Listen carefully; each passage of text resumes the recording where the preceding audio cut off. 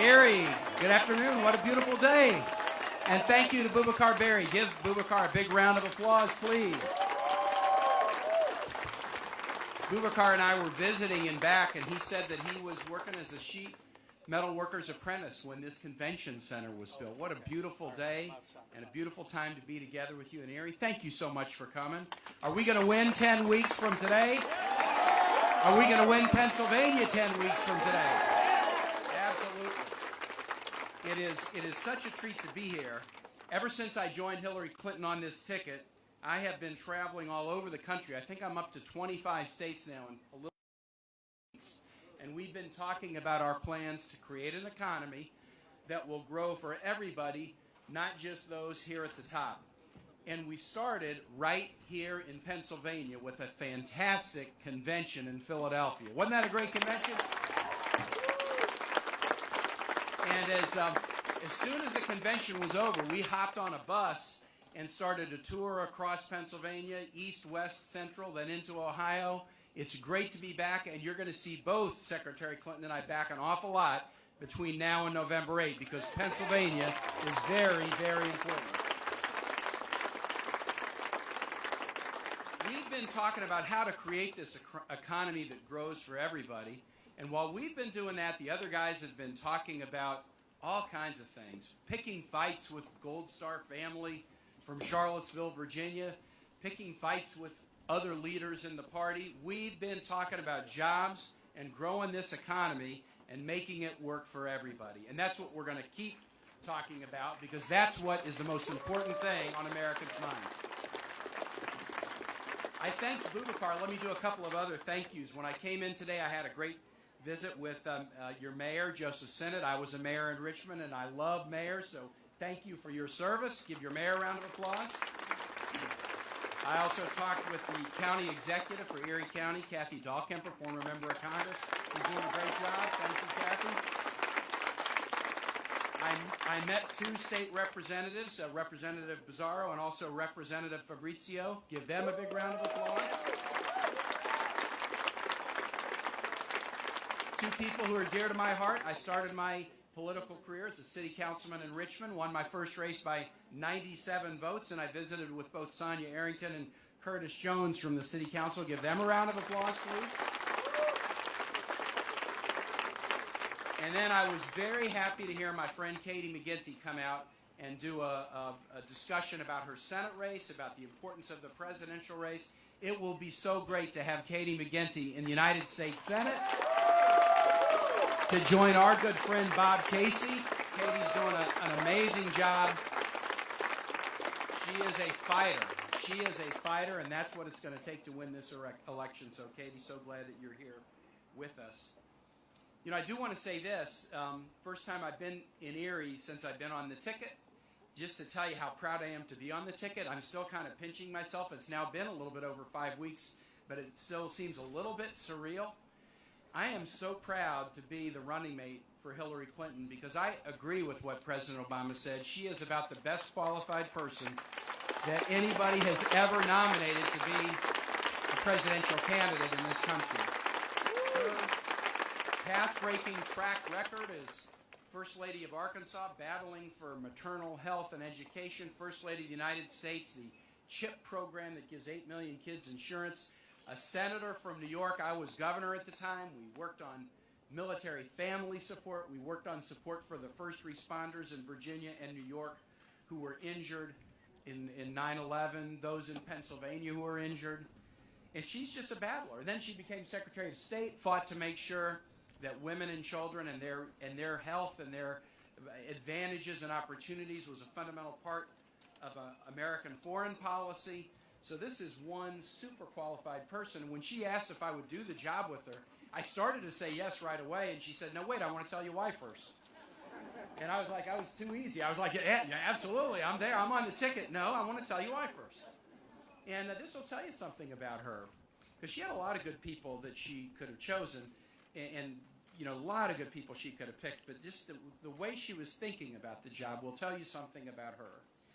She said, look, anything we do with the Clinton administration is not going to be measured by the bill signing, and it's not going to be measured by what was the margin that it passed by in Congress. It will be measured by whether it helps a neighborhood where somebody lives. It helps a workplace that's trying to hire some new workers. Does it help a kid or a teacher in a classroom? That's going to be the test of a Clinton administration.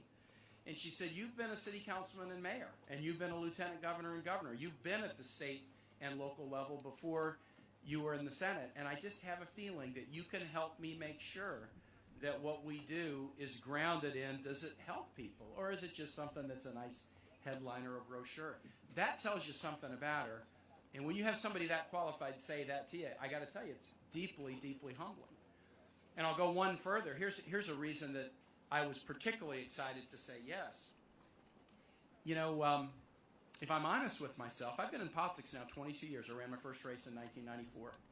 And I've been in all these different positions. My political career as a strong man in politics has been built upon the shoulders of strong women who are willing to support me.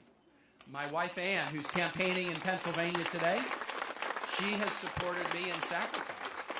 I have had women campaign managers and cabinet secretaries and agency heads and volunteers and donors. I just had all these fantastically strong women along the way who have been willing to support me so I could be the guy with my name on the bumper sticker, my name on the yard sign, my name in the ballot booth. And when Hillary asked if I would play the vice president on this ticket and be her VP and support her so that the Clinton administration could be transformative for this country, it just made me think of all the times that strong women have enabled me to be the one on the top of the ticket. And I am honored as a strong man with a great career in politics to support somebody who's going to make history as the first woman president of this country and then make history every day thereafter doing the right things for our nation. And I know a lot of strong men who feel just exactly like me, that we've been supported by strong women, and it's great to support a strong woman. There are a lot of issues in this campaign, but I do think the most important one is the one that we just laid down right at the start, and that is we've got to make sure we have an economy that works for everybody and not just for a few. We've climbed out of the recession that we got into at the end of the Bush administration. President Obama, under his leadership, 15 million more new jobs, unemployment rate cut in half, and he should get an awful lot of credit because he hasn't gotten help from one half of Congress and has had to do that work often on his own. But we also know that there's more to do, that the growth that we're experiencing coming out the recession is still not shared as widely as it could be, that we have to make sure that everybody all over this country sees ladders of success that they can climb, and that's what Hillary and I are focused on. In the first 100 days of the administration, we're going to introduce in Congress a bill with a number of components: research, manufacturing, infrastructure. I was talking to your mayor and county exec about this backstage. We're going to make the biggest investment in jobs since World War II. And last week we rolled out how an awful lot of our job investment is going to be focused on small businesses, which are the engine of job growth in Erie, in Richmond, and all over this country. This small business thing is personal to us. Both Hillary's dad and mine own small businesses. Hillary's dad ran a drapery business that printed up draperies mostly for hotels in the Chicago area where she was raised. And my dad, and Boubacar told you a little bit about my dad, he ran an ironworker organized welding and ironworking shop in the stockyards of Kansas City. These are small businesses with a few employees, like an awful lot of small businesses in this country. We know how important it is to help small businesses get off the ground. So last week we unveiled a very detailed plan about how do you start small businesses? How do we find the resources to help them grow? How do we find the skills for the workforce? And how do we help solve some of the regulatory and other issues that can often get in the way of small businesses? We're really happy that we're out talking about this important fundamental backbone of our economy. There was an analysis done of the Trump economic plan and the Clinton economic plan. The analysis was not done by just like our own campaign staff. I'm not going to tell you, believe me, as Trump says. I'm going to refer you instead to a company that's called Moody's Analytics. It's one of the best nonpartisan firms out there. And the director, their chief economist, Mark Zandi, was John McCain's chief economist in his 2008 race. So this is not just coming from Democrats, right? Zandy and Moody's did an analysis of the two plans, and here's what they concluded. If the Hillary Clinton plan is implemented for our economy, in her first term alone, America would create 10.5 million new jobs, and we would accelerate the economic recovery. That's very, very positive. That's the Hillary Clinton plan. And the good news is you can actually go read the plan on HillaryClinton.com, read all the details, how she'll do it, who will benefit by it, and how we'll pay for it, all there on the website. Zandy also looked at the Trump plan, and here is that independent judgment of Trump.